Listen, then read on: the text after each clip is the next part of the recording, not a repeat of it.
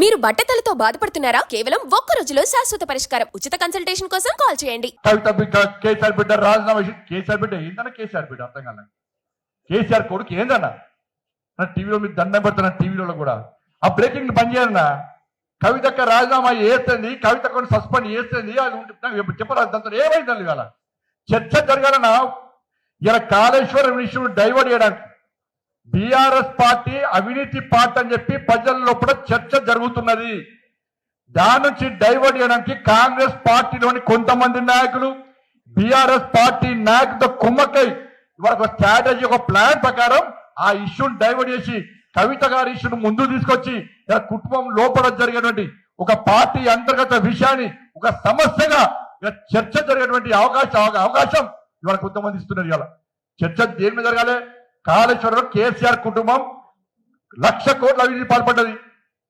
గొర్రెల స్కామ్ అయింది, బర్రెల స్కామ్ అయింది, చేపల స్కామ్ అయింది, విద్యుత్ స్కామ్ అయింది, ఫోన్ ట్యాపింగ్ స్కామ్ అయింది, ఈ ఫార్ములా స్కామ్ అయింది. వాటిలో కేసీఆర్ కుటుంబంలో చర్చ జరగాలి. ఇవాళ టీవీలు పెడితే కవితక్క ఎమ్మెల్సీకి రాజీనామా, కవితక్క పార్టీకి రాజీనామా, బీఆర్ఎస్ వాళ్ళు సస్పెండ్ చేసిరు, బీఆర్ఎస్ వాళ్ళు ప్రెస్ మీటింగ్ పెట్టి తిడతారు, వీళ్ళు వాళ్ళని తిడతారు, వాళ్ళు వీళ్ళతారు. దాంతో తెలంగాణ ప్రజలకు ఏమైనా ఉరుగుతుందా? ఏం పెడతారు మీద అయిపోయి మర్చిపోయారు. 2005 మర్చిపోయారు. వీళ్ళ కాంగ్రెస్ వాళ్ళకి ఏంది?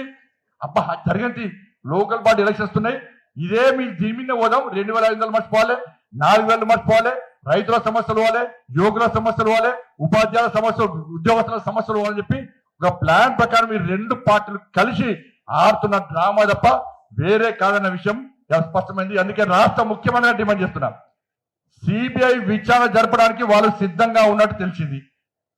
మీరు దయచేసి ఒక లీగల్ ఒపీనియన్ తీసుకొని నిపుణులతో మాట్లాడి మీరిచ్చే సిబిఐ విచారణ కోసం మీరిచ్చే కాంప్లైంట్, మీరిచ్చే ఫిర్యాదును దయచేసి లీగల్ గా ఉండే విధంగా దయచేసి ప్రయత్నం చేయండి.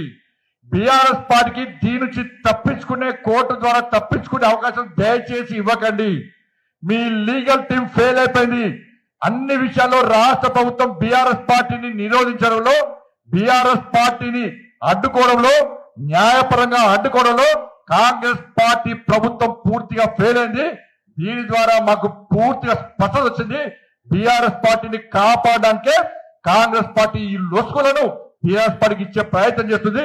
కానీ భారతీయ జనతా పార్టీ మీరు బీఆర్ఎస్ పార్టీని నిరోధించకుంటే, బీఆర్ఎస్ పార్టీ అవినీతి మీరు ప్రశ్నించకుంటే, వాళ్ళని శిక్షకుంటే ఇలా భారతీయ జనతా పార్టీ కార్యకర్తలు ఇదే రామచంద్ర గారి నేతృత్వంలో గల్లీ గల్లీలో బీఆర్ఎస్ పార్టీ అవినీతికి వ్యతిరేకంగా, బీఆర్ఎస్ పార్టీకి కాంగ్రెస్ పార్టీ చేస్తున్న సపోర్ట్ కు వ్యతిరేకంగా వాళ్ళ గల్లీ గల్లీలో తెలంగాణ రాష్ట్రంలో నీతి న్యాయం కోసం, ప్రజా సమస్యల కోసం భారతీయ జనతా పార్టీ కార్యకర్తలు ఇలా కాషాయపు జెండా ఎత్తుకొని, కమలపు జెండా ఎత్తుకొని గల్లీ గల్లీలో ఉద్యమించడానికి సిద్ధంగా ఉన్నారన్న విషయాన్ని కాంగ్రెస్ పార్టీ బీఆర్ఎస్ పార్టీ గుర్తుంచుకోవాలి.